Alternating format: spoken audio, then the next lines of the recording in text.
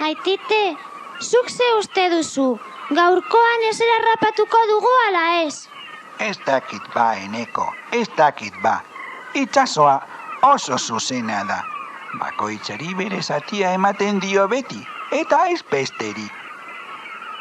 Ba, gure gaurko zatia haundia izatea espero dut.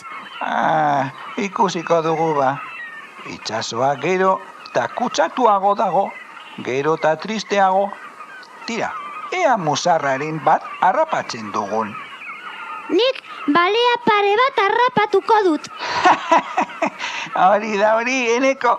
Orain ezin da balearen arrantzan ibili.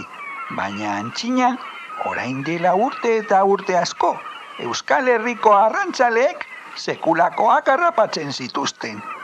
Aitite, ideia bat bururatu zait.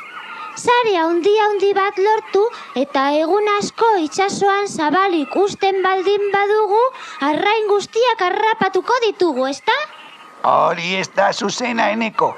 Horrelako sare bat, era horretan erabiltzen baldin badugu, hemendik denbora gutxira, arrain guztiak desagertu egingo dira. Eta ez arrainak bakarrik, dortoka eta gizurde asko ere bai.